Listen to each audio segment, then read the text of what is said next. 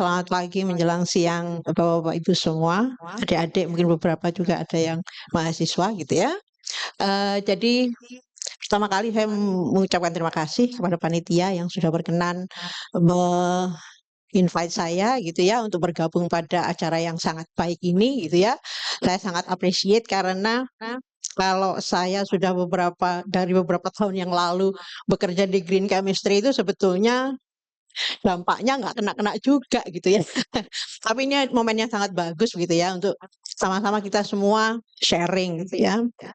Nah, saya terus terang sepertinya dari kemarin itu saya sudah menarik diri. Ini industri gede-gede gitu ya. While saya ini sebetulnya hanya kerja di lab Bapak Ibu.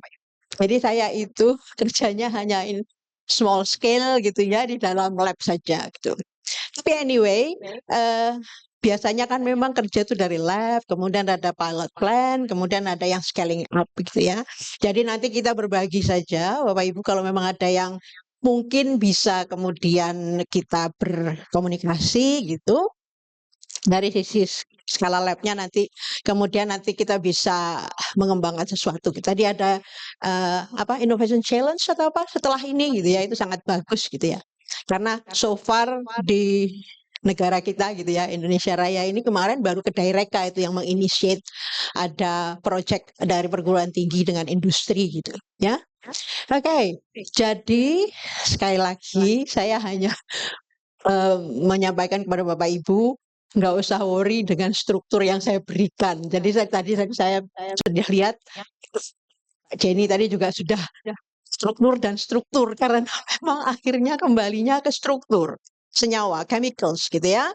Tapi saya hanya harapan saya nanti ada insight gitu ya. Ada insight dari Bapak Ibu sekalian mendapatkan perspektif yang lain gitu bahwa banyak hal yang memang sebetulnya bisa kita lakukan untuk menerapkan green chemistry ini. Sedikit introduction, nanti ini outline-nya.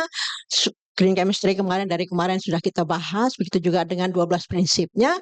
Penekanan saya adalah pada beberapa examples atau pekerjaan yang sudah kami lakukan gitu ya di lab, baik menggunakan green reagents, green methods, kemudian green starting material.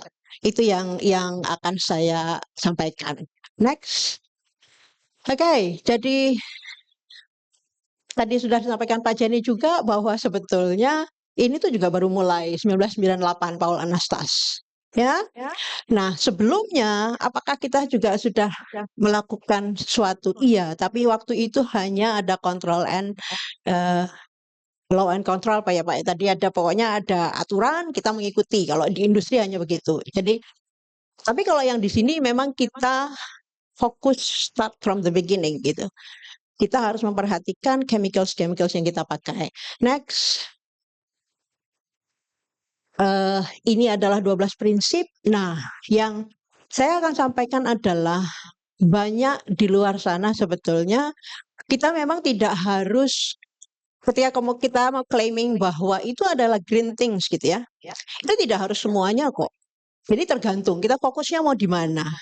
Mau kita ke mengurangi hazardnya tadi atau kita kemudian menggunakan renewable raw materials boleh saja gitu ya. Jadi di banyak terutama di bidang saya ada publikasi-publikasi ya tergantung kita perspektifnya melihat dari yang mana gitu. Jadi dari ke-12 ini tidak semua harus kita ikuti ya. Jadi bisa yang mana saja.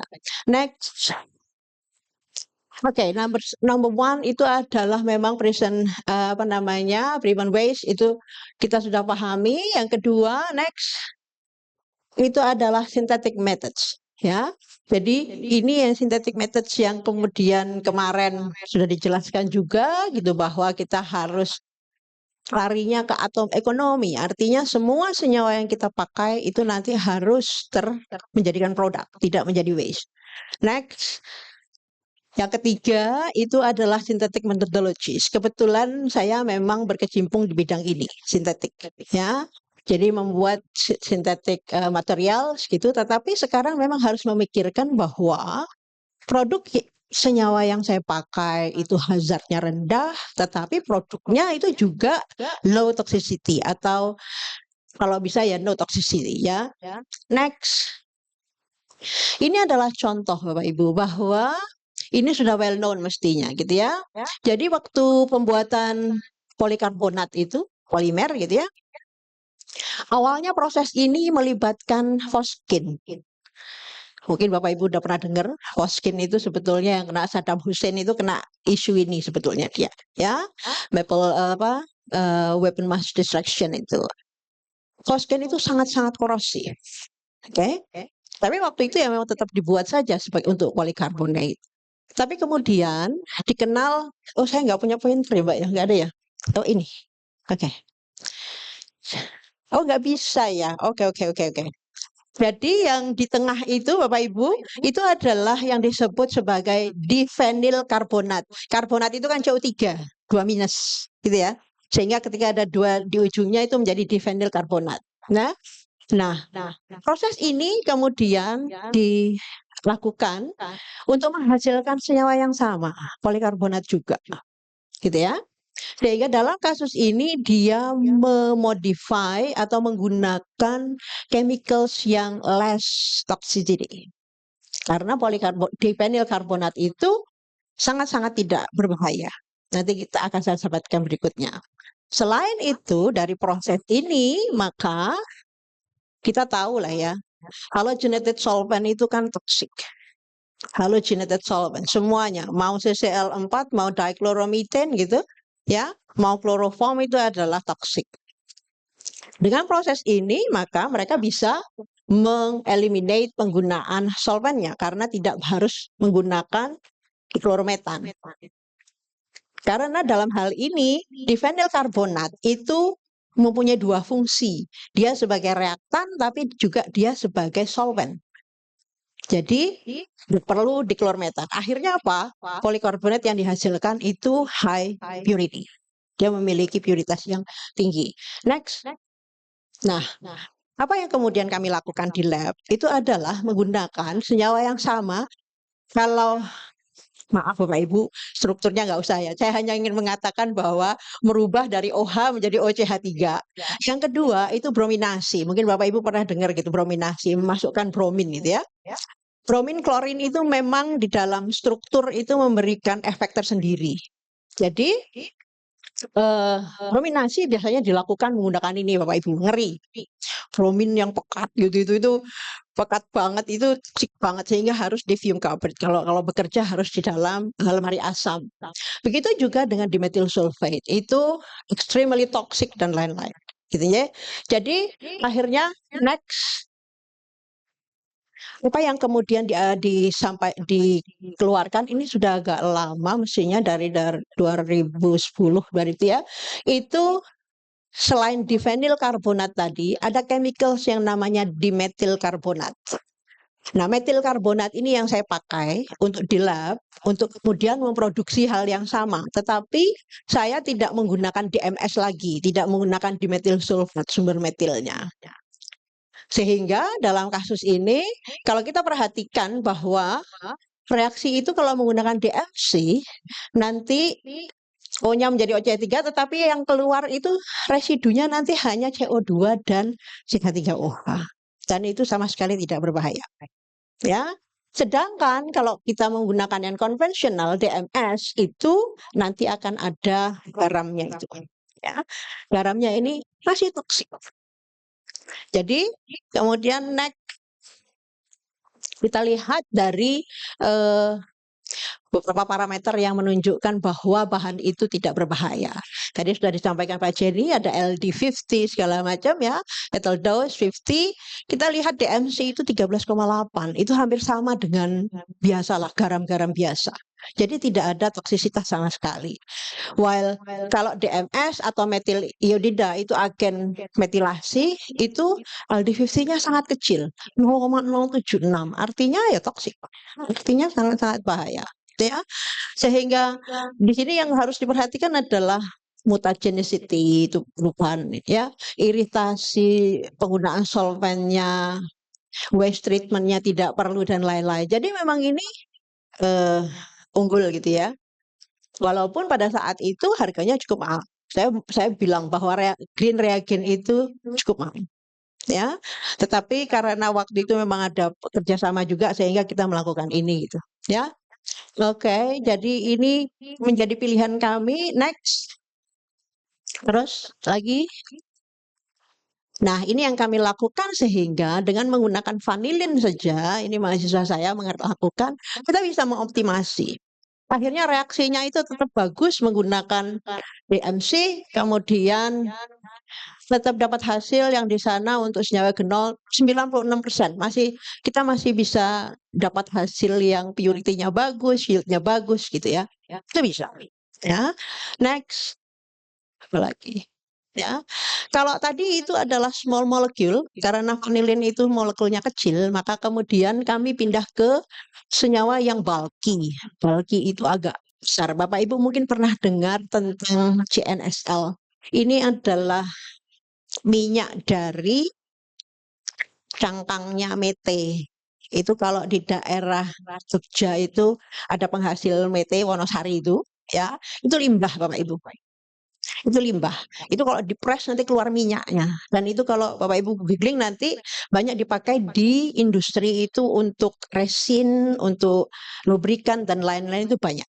Ya, sehingga saya kemudian mencoba bagaimana kalau strukturnya itu bulky. Ternyata masih tetap bisa gitu. Ya, artinya yieldnya bisa sampai 82%, selectivity-nya 96, bisa dipakai. Ya, jadi reaksi DMC itu betul-betul working, betul-betul bisa dipakai untuk baik skala kecil maupun skala besar. Next, strukturnya. Kemudian itu reaksi yang pertama saya tadi sampaikan metil reaksi. Reaksi yang kedua itu adalah brominasi. Reaksi brominasi awalnya memang hanya menggunakan BR2 yang saya katakan tadi sangat-sangat toksik. Tapi kemudian oleh Schatz itu tahun 96 dia sudah bilang ada garam bromat ya dengan HBr itu bisa kemudian untuk reaksi brominasi. Dan ketika kita coba memang saya sekali lagi nanti banyak menggunakan bahan alam Indonesia seperti vanilin, eugenol dan lain-lain karena memang kita punya natural resources yang sangat-sangat banyak. Jadi itu yang kita kembangkan. Oke, jadi itu pun reaksi brominasinya bagus gitu hasilnya hasilnya 98% dan lain-lain karakterisasinya bagus ya. Jadi reaksi ini memang bisa diaplikasikan untuk senyawa yang kami punya. Next. Ini juga sama saja, next lagi saja ini beda. Kemudian ke prinsip yang kelima.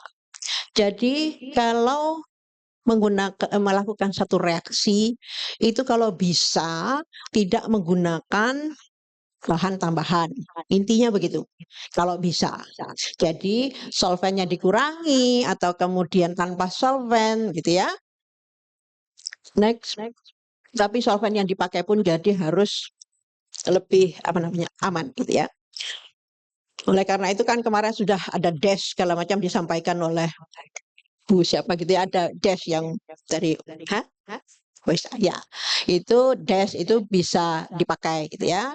Nah dalam kasus reaksi seperti itu kalau di lab saya tuh bisa mengatakan reaksi yang grinding Bapak Ibu. Jadi reaksinya tuh pakai pestle itu pakai apa namanya ya kayak ngulek gitu aja. Jadi kita kalau sekarang yang lebih modern sebetulnya ada yang disebut polling mill gitu ya. Jadi ada yang sekarang reaksi kami juga lagi pesan yang di UGM itu bahwa nanti alatnya itu reaksi itu akan berjalan karena adanya tumbukan saja. Billing mill, mekaniko ya. Jadi dia tidak pakai pelarut. Nah, dalam kasus seperti ini bisa. Tetapi ada beberapa kasus ketika Anda lihat di atas itu konvensionalnya bisa, tetapi grinding nggak bisa dilakukan. Karena apa? Karena kemudian dia sudah dalam bentuk cairan. Salah satu reaktornya itu cairan. Jadi kalau mau gini tuh mungkin energi tumbukannya kurang gitu. Jadi nggak jadi gitu. Ya. Jadi memang beberapa reaksi itu akhirnya kita bisa mengganti dengan solvent yang less toxic ya, terutama yang halogenated solvent tadi gitu kita ganti gitu ya. Ada lagi sebetulnya MTBE, M metil tersier butil ether itu tidak toksik Bapak Ibu awalnya, tetapi ternyata sekarang semakin kesini itu infonya adalah dia persisten. Jadi di awal itu memang dia diklaim bagus, tetapi ternyata ya pengetahuannya seperti itu kan. Dari waktu ke waktu nanti akan ketahuan bahwa dia sudah tidak ini lagi gitu ya.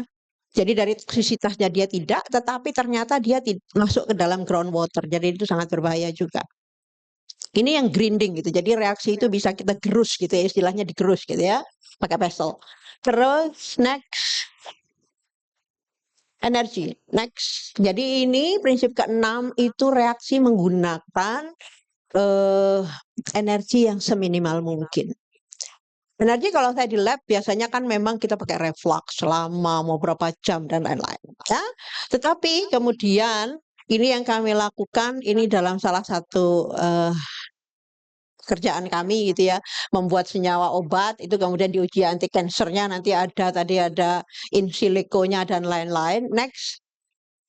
Nah, kalau Bapak Ibu perhatikan bahwa dalam pembuatan itu apa? Ada conventional method yang kemudian kita bandingkan dengan sonochemical. Ini sonochemicalnya kami sangat mudah Bapak Ibu. Jadi karena masih skala lab itu waktu sebelum sekarang sudah ada sih alat yang 15 jutaan, 20 jutaan. Pada saat ini dibuat itu alatnya itu masih beli di Hardware itu 650.000 kalau nggak salah. Jadi pakai sonikator yang sangat-sangat sederhana itu bisa. Ya, tapi kemudian ke sininya kita juga bisa pakai itu loh Bapak Ibu. Alat yang untuk nyuci kacamata. Itu ultrasonik. Itu bisa dipakai. Gitu ya. Tapi kemudian sekarang kan ada yang jauh lebih mahal, ada juga ultrasound yang pro, itu bisa. Jadi kayak pH meter gitu Bapak Ibu dimasukkan, kemudian dia nanti akan memberikan energi dari sonikasi. Atau pakai menggunakan microwave synthesis itu memang ada ya. Efeknya apa? Biasanya kalau menggunakan alat seperti itu waktunya lebih cepat. Ya, jadi kalau konvensional biasanya kita harus butuh 8 jam, seperti ini ada reaksi saya 26,5 jam, itu kan berarti berapa? Seharian lebih gitu ya, 24 jam lebih gitu ya. Itu kemudian dengan sonochemistry itu kita bisa 4,2 jam ya, atau itu hanya nggak sampai 1 jam gitu, ada yang reaksi yang bisa dilakukan gitu. Itu bisa ya. Jadi betul-betul memang sudah bisa dipraktekkan. Kemarin yang terakhir kami bekerja sama dengan Pertamina itu ada inovasi apa? Ada bagian Pertamina yang bagian inovasi itu ya. Inovasi itu apa sih? RTI Bu, Ada kan? Research Technology Iya. Innovation. Itu kan kemudian mereka kepingin pakai ultrasonik ini untuk minyak berat gitu ya. Kemudian alatnya dibuat di tempat kami itu ada namanya fisika tapi bagian elektronika itu, jadi mereka yang akan mendesain alatnya ya. Tapi walaupun memang hasilnya belum optimum, tetapi kemarin sudah ada tanda-tanda karena baru akhir tahun lalu gitu ya. Jadi sonikator itu memang bisa dipakai untuk mempercepat reaksi, kemudian energinya juga rendah. Next. Oke, ini juga gitu ya. Itu tadi adalah reaksi yang saya menggabungkan dua senyawa, tetapi kalau kemudian di sini ini adalah reaksi yang asetilasi, itu juga kita bisa ya menggunakan sonokimia. Nanti kondisi reaksinya kita menggunakan bahasa. Di sini bahasanya misalkan ini kan bahasa NaOH itu kan kuat ya, tetapi kemudian kita pakai asetat aja bisa kita. Ya, kemudian sampai terakhir ini walaupun sonochemistry-nya agak panjang waktunya, tetapi dengan tanpa NaOH kita hanya pakai asam asetat itu, sodium asetat itu bisa yield-nya sampai 87% gitu. Next. Nah ini prinsip yang ketujuh itu adalah feedstock. Ini yang membuat kami sebetulnya bahagia gitu ya. Next. Jadi kan kita tuh memang Indonesia Raya kaya raya, sakjane memang begitu. Ya, saya permasalahannya kan memang kita semua Bapak import. Nanti saya di akhir saya cerita bahwa kami itu akhirnya bekerja sama dengan PT, dengan apa namanya, Bukit Warna Abadi itu ada supplier, bahan pewarna baik sintetis maupun natural gitu ya. Dia sedih karena kebetulan dia care dengan hal-hal seperti ini gitu. Kita tuh punya banyak natural resources tapi nggak ada yang manfaatin gitu. Belum ada gitu ya. Jadi ini Bapak Ibu bahwa kita tuh punya kalau kalau di bidang saya gitu, ini gitu natural resources. Saya memperhatikan gugus fungsi tadi itu karena saya maunya yang alami dari yang alami ini kita pakai. Metoksi, metoksi, metoksi ini.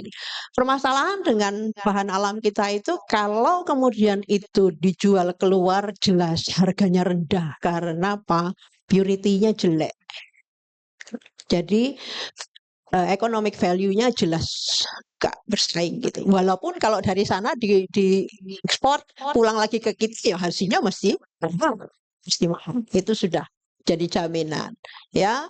Karena low purity maka juga low economic value. Jadi oleh karena itu maka kemudian kami menggunakan itu sebagai prekursor untuk membuat bahan-bahan obat ya. Next apa ini saya?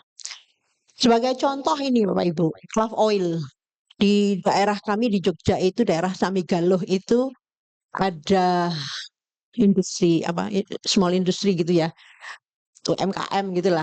Ini banyak penghasil minyak ini. Ya, tetapi itu tadi permasalahannya adalah ketika dia dijual itu kalau saya kasarnya saya bilang tengkulak gitu ya, itu ya beli dengan harga yang sangat-sangat murah karena memang kualitasnya tidak baik. Ya, padahal sesungguhnya di sana itu ada senyawa yang namanya eugenol. Kalau Bapak Ibu ke dokter gigi, itu mesti dikasih cairan hitam sebelum tambal. Itu adalah eugenol. Karena itu antiseptik alami. Ya. Nah, itu di dalam minyak cengkehnya itu kandungan eugenol sendiri itu sudah 80 sampai 90% gitu. Dan itu bisa kita langsung murnikan saja dengan baik, itu sudah bisa dipakai. Oke. Yang lain lagi kita sering dengar yang namanya minyak gandapura. Itu juga melimpah sesungguhnya, gitu ya. Itu ada metil salisilatnya tuh hampir 100% isinya itu Bapak Ibu. Jadi tinggal kita modify strukturnya aja nanti kita mau pengen buat apa gitu. Ya, itu adalah feedstock yang kita punya gitu ya. Next apa? Nah, maaf sedikit ke kerjaan saya gitu ya. Jadi ceritanya saya akhirnya menggunakan tadi kan ada gugus metoksi banyak itu saya maunya screening bisa enggak saya buat senyawa obat anti cancer. Oke, itu adalah kerangka strukturnya gitu, tetapi saya menggunakan bahan-bahan ini untuk melihat apakah nanti senyawa yang saya buat itu memang bisa punya potensi sebagai anti cancer. Next, ini hasilnya Bapak Ibu, sangat menggembirakan. Dan saya alhamdulillah itu bekerja didukung oleh Fakultas Kedokteran. Jadi kalau saya punya bahan bagus, saya lempar ke sana karena proses obat itu kan panjang banget. Tapi ya paling enggak kita mengusahakan lah kalau saya begitu dengan teman-teman yang di farmasi dengan di kedokteran UGM gitu. Ya. Jadi kalau kemudian ini sedikit cerita saja, kalau kami punya bahan itu mesti saya uji bioactivity-nya itu dengan beberapa sel cancer. Jadi HeLa itu cervical, MCF7T47D itu adalah payudara, kemudian PIDR itu kolon. Tapi kita harus uji juga dengan sel Vero.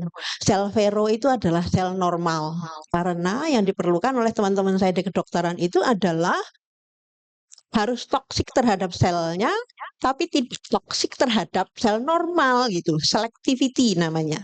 Yang diminta itu adalah selectivity-nya yang tinggi gitu. Ya, yang di bawah Dr. Rubisin Cisplatin itu adalah obat-obat standar yang sekarang sudah dipakai, memang dipakai. Sehingga kita mencari alternatif yang lain. Nah, kita lihat senyawa P4 itu bagus sekali, Bu. Jadi kena HeLa cervical 1,07 itu toxicity-nya, tetapi kemudian dia indeks selectivity-nya di atas 100, 135. Teman saya kedokteran kalau sudah kayak gitu itu sangat bahagia. Dia nanti akan teruskan ke in vivo-nya, ke yang lain gitu. Ya, oke. Jadi terus next. Nah, selain itu saya tadi dengar dari Mas Tua gitu ya. bahwa tadi kan stresnya kemudian ke merkuri begitu ya. Senyawa yang kami buat itu ternyata itu juga bisa sebagai sensor, kemosensor. Jadi kalau kemosensor kebetulan ini ternyata terhadap Hg, kenanya terhadap Hg. Jadi dia kalau senyawa saya itu on, kemudian kena Hg off. Jadi bisa digunakan sebagai chemofluorescensor. Dan ini sudah dibandingkan dengan alat mercury analyzers gitu ya. Ini sudah kami publish di luminescence ini. Pendekatan in silico tetap ada. Terus next. Kemudian karena ini tadi berpendari itu tadi, saya punya kerjaan lagi ini dalam proses. Bagaimana senyawa obat saya itu juga bisa menjadi cell imaging. Karena saat ini itu kemarin dengan ada teman dari BRIN, kalau radioaktif dan lain-lain itu tetap bahaya gitu. Tapi kalau cell imaging itu ingin menunjukkan selnya ada di mana. Walaupun sekarang pakai PET scan itu bisa mendeteksi lokasi kansernya ada di mana itu bisa pakai PET scan. Next. Masih pekerjaan berat saya. Oke. Yang lain adalah use frying oil, kita tahu itu ada oleat dan lain-lain. Kemudian ini Bapak Ibu castor oil. Ya. Jadi castor oil itu adalah minyak jarak. Itu juga ricinoleic acid. Bedanya kalau ricinoleic acid ini ada OH-nya di sini, tetapi kalau yang oleat dan lain-lain kan hanya double bond saja, gitu ya. Next. Ini tadi yang saya bilang CNSL itu sebetulnya melimpah kalau kita bisa ngepres dari limbahnya itu. Next, terus saja. Nah, ini yang kami lakukan untuk membuat yang disebut EOR. Kalau di oil company itu ada EOR namanya, ya, untuk mengambil minyak itu. Nah, kami buat turunannya itu dengan berdasarkan tadi ada dari ricinoleic acid sama dari minyak jelantah tadi. Dan hasilnya cukup memuaskan gitu, tinggal lihat aplikasinya selanjutnya. Next. Nah, ini Bapak Ibu. Alhamdulillah, tapi saya juga capek.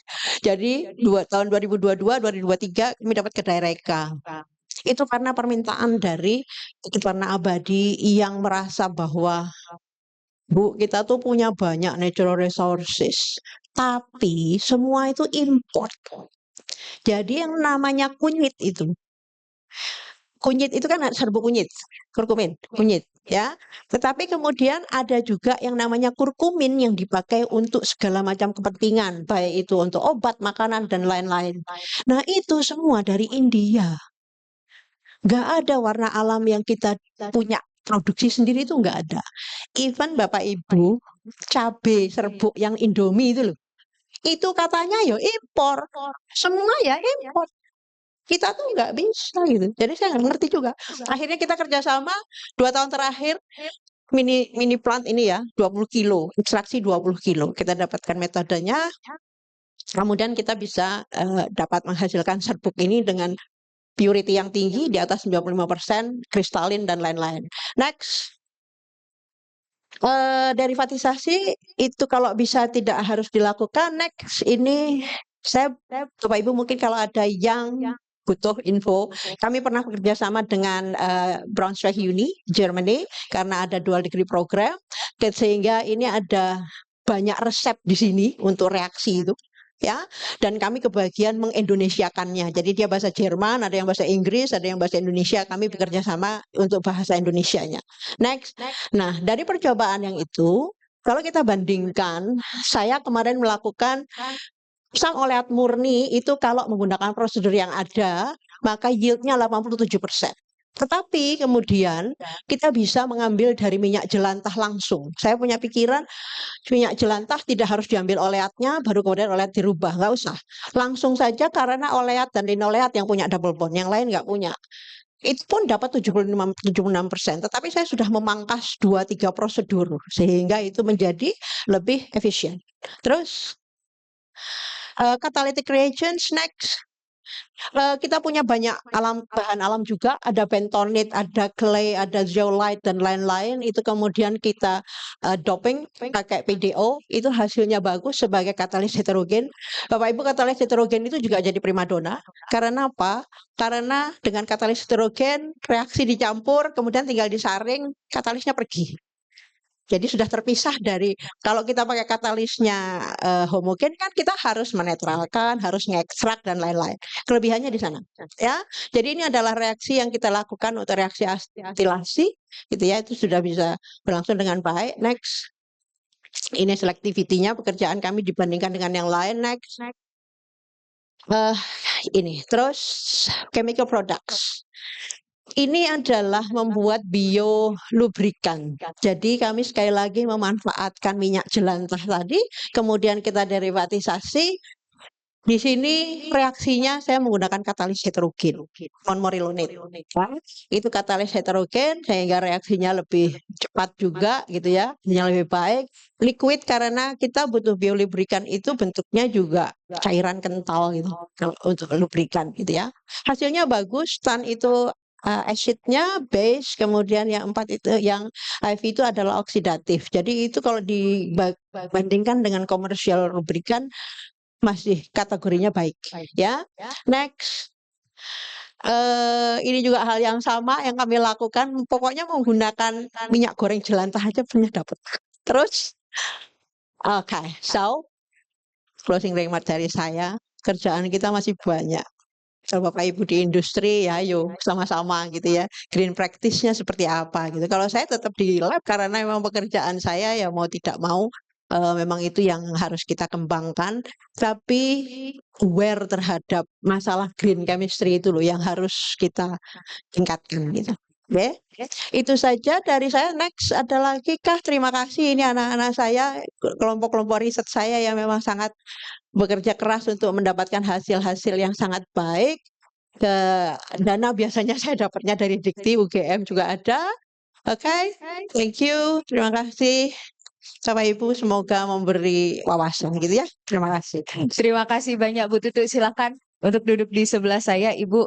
Ya, saya izin merangkum sedikit ya, rekan-rekan terkait dengan apa yang telah dilakukan Bu Tuti di laboratoriumnya. Jadi sebenarnya tadi setelah saya memperhatikan itu memang kuncinya adalah kita memanfaatkan apa yang ada di sekitar kita gitu ya. Untuk kalau misalnya dibilang green chemistry, apa yang ada di sekitar kita itu bahan alami. Jadi kemungkinan untuk merusak hazard itu kemungkinannya mungkin kecil ya Bu ya, bahkan tidak ada gitu. Nah, jadi dan memang dalam penerapan prinsip green chemistry itu perlu dikaji lagi tujuan kita tuh hendak dipakai kemana gitu kan. Jadi dan tadi Bu Tuti secara langsung gitu ya menerapkan beberapa prinsip seperti prinsip ketiga, prinsip kelima, keenam, ketujuh, kesembilan dan 8, 9 dan 10 kalau saya tidak salah ingat. Nah, jadi di prinsip yang ketiga itu adalah dengan melakukan metodologi sintesis. Jadi fungsinya untuk mencegah waste dan juga menciptakan situasi yang sifatnya itu less hazardous. Caranya itu adalah menggunakan metilasi ya, contohnya dengan menggunakan cangkang kacang mede itu tadi, kemudian reaksi brominasi, juga penerapan prinsip kelima di laboratorium itu adalah dengan menggunakan auxiliary substance. Dalam prinsip keenam itu menggunakan energi yang seminimal mungkin gitu ya. Jadi menggunakan bahan pengganti yang tetap harus memperhatikan, nggak ada lagi reaksi lanjutan yang menggunakan energi. Kemudian dalam prinsip ketujuh terkait dengan feedstock, tadi banyak sekali yang diceritakan terkait dengan minyak jelantah, minyak gandapura juga gitu ya. Terus kemudian produk anti cancer yang bisa sifat selectivity-nya itu tinggi sehingga itu tidak merusak sel normal, dan juga minyak jelantah yang pada akhirnya itu membantu untuk proses produksi fossil fuels ya dalam metode EOR. Jadi kurang lebih seperti itu. Ya, silahkan saya buka floor-nya untuk 2 orang penanya, Bapak dan Ibu yang mungkin memiliki riset yang sama terkait dengan, ya mungkin sambil mengisi ya, Ibu mohon izin. Jadi dari sekian penelitian yang telah Ibu lakukan di laboratorium gitu, saya concern terkait dengan kita ini sebenarnya punya sumber daya yang banyak, tetapi permasalahannya kadang-kadang itu adalah supply-nya gitu. Nah, bagaimana kemudian cara Ibu gitu ya, itu untuk bisa memastikan bahwa supply seperti tadi cangkang kacang mete, kemudian castor oil dan lain sebagainya itu tuh cukup gitu Bu. Tidak hanya untuk penelitian, tapi dari hasil penelitian itu juga bisa digunakan untuk masyarakat. Baik, jadi kalau pengalaman saya kemarin dengan kunyit itu, ternyata memang di Medan itu banyak, padahal di Jawa Tengah itu juga banyak gitu ya. Tetapi memang ketika kita butuh yang lebih banyak lagi dengan kualitas yang baik Bapak Ibu ya. Karena seperti kurkumin itu, kunyit itu kan mudah sekali kena bakteri ya Bu ya, kena serbuk kalau dia sudah diserbukkan. Kan kalau kami kan pakainya sudah serbuknya. Jadi tidak kita beli saja sekian kilo gitu ya. Nah, jadi mencari yang baik itu loh, yang agak susah starting materialnya. Jadi kalau memang kita serius gitu kan, ya ada pembinaan terhadap UMKM yang memproduksi itu gitu. Jadi memang rantainya tuh ada gitu lah. Itu yang susah di Indonesia tuh rantainya itu gitu. Jadi natural resource banyak, tetapi mungkin ya mungkin dari industri itu yang UMKM-nya dibina itu sehingga menyediakan stok yang bagus begitu. Jadi ya itu tadi Mbak, kelemahannya cuma di situ karena kita organisasi atau linknya itu yang kurang belum jalan lah kok saya mau bilang. Gitu aja. Tapi sebetulnya banyak di beberapa tempat ada, di Sragen ada, di ini. Jadi kita tuh mensurvei. Karena kalau seperti itu kan kita ngambil 5-6 tempat, kemudian kita uji dulu segala macamnya, kandungan air, pokoknya physical propertiesnya. Kemudian nanti kita ambil yang terbaik kita pakai. Nah, tapi kelemahannya di sana. Oh, jadi memang secara supply itu ada macam-macam, tapi yang Iya, sesuai dengan iya, kebutuhan ya laboratorium kan tadi kita harus diselek ngambil, lagi ya, Bu ya? iya. Baik, ya, Supaya hasilnya baik kan kita betul, punya betul. bahan asli yang baik dong. Iya, Nah, gitu. produknya biar bisa memang Iya, bermanfaat bagi masyarakat luas. betul. Ya, saya lemparkan lagi ke forum ya, ada silakan Bapak yang di depan ini, Mas. Mungkin kalau angkat tangan bisa agak tinggi ya, Pak. Jadi Tinggi, bisa Pak. yang Monggo, Pak. belakang bisa kelihatan juga. Ya, silakan Bapak. Ya, Pak. Oke, terima kasih. Sebelumnya perkenalkan saya Daryanto dari Cilegon, Bu Nippon Tsukuba Indonesia. Eh, Menarik tadi yang disampaikan Ibu, namun sepertinya saya belum menemukan riset tentang substitusi dari raw material di industri yang saat ini dihasilkan dari fosil. Jadi kita mau beralih ke bio-based raw material. Contoh misalnya kami pakai propilin, Bu. Nah, propilin itu saat ini kan masih dihasilkan dari minyak bumi gitu. Iya, kalau Nah, ini tadi belum saya temukan riset mengenai hal tersebut. Kemudian secara kapasitas juga apakah di Indonesia ini memungkinkan karena kami memakai kurang lebih sekitar 70.000 ton per tahun gitu. propilennya ya, Pak. Propilin, ya. Lah propilen itu rangkap 3C ya. Memang banyaknya ya memang dari petroleum ya, Pak ya. Iya. Jadi tapi bisa di searching kok ya kalau saya kan karena bidangnya gitu ya Pak ya. Ya nanti komunikasi sama saya nanti saya carikan gitu datanya. Tapi memang saya tidak ke sana gitu karena itu kan juga apa namanya ya, small molecule dan kadang-kadang itu pembuatannya juga nggak bisa mudah juga gitu ya kalau saya. Baik, Bu. Ya, Terima kasih, Bu. ya. IPR kayaknya ya buat panitia ya. Tolong, boleh. Jadi ada topik baru ini yang muncul saat diskusi. Jadi tolong ya panitia mencarikan pakar. Nanti kita bisa diskusi lagi untuk menghasilkan kesimpulan yang komprehensif. Jadi segala industri bisa masuk untuk menerapkan green chemistry ini. Baik, terima kasih Pak Haryanto. Bangga, Ya, Bapak. silakan Bapak. Baik, nama saya Pak Hubert dari Federasi Industri Kimia. Terima kasih Bu Tuti presentasinya bagus sekali. Terus saya satu saja pertanyaan kecil ke Ibu. Tadi Ibu sempat mempresentasikan mengenai polikarbonat Yap. dengan rute proses post-kin. Ya. Nah, hari ini kita topiknya untuk GGNIP ini adalah POPs ya. Ya. Nah, saya jadi ingat 6-7 tahun yang lalu sempat ada satu isu yang cukup hangat, bahkan dibahas juga di teman-teman perindustrian, itu bahwa di proses post-kin itu menggunakan solvent MCB, monoklor bensin. Ya. Monoklor bensin. Nah, itu kemudian ternyata di produk akhirnya, waktu itu isunya menyangkut isocyanat ya, IPDI, itu ternyata muncul di sana HCB, hexaklorobensin. Oke. Nah, pertanyaan saya, Ibu tadi apakah Ibu waktu memaparkan proses post-kin untuk polikarbonat itu juga sudah mengidentifikasi juga potensi munculnya HCB itu? Terima kasih. Enggak, Pak. Jadi kalau saya sampaikan tadi bukan pekerjaan saya. Saya memberi gambaran utuh dulu mengapa kemudian saya mengambil chemical khusus yang tidak hazard. Jadi kalau itu kerjaannya orang Amerika sana karena itu sudah company besar, Pak. Yang Fosgen itu kan nggak main-main itu. Karena dia luar biasa temuannya gitu. Jadi itu dari hasil pekerjaan orang Amerika sana gitu ya. Jadi kalau yang mengenai POPs itu sesungguhnya saya kebetulan tidak bermain di lingkungan Bapak. Tetapi untuk mengganti chemical itu sebetulnya bisa dipelajari kalau saya gitu aja. Ya, jadi memang harus ada goalnya. Tadi kan makanya saya tanya pada mahasiswa saya Mbak Dita itu. Ini ada industri mana, kemudian siapa tahu saya kemudian bisa berkontribusi gitu aja Pak. Karena kasusnya kan spesifik-spesifik Pak, beda-beda gitu. Jadi tapi dari sudut pandang kami yang science gitu ya, mungkin ini bisa pakai ini, mungkin ini bisa pakai ini gitu. Ya, ini Kalau Pak. yang detailnya saya nggak paham Pak mengenai itunya, nggak paham betul-betul. Karena memang ini hal baru bagi saya gitu. Yang pop tadi kan organic pollutants Pak. Ya, nanti organic pollution itu kan berarti how to apa namanya handle organic pollutants sebetulnya karena itu sudah ada di sana. Gitu. Ya, mungkin sekedar tambahan saja Bu Ya. Tuti. Memang ini saya ambil dari konteksnya Yap. isocyanate ya, IPDI.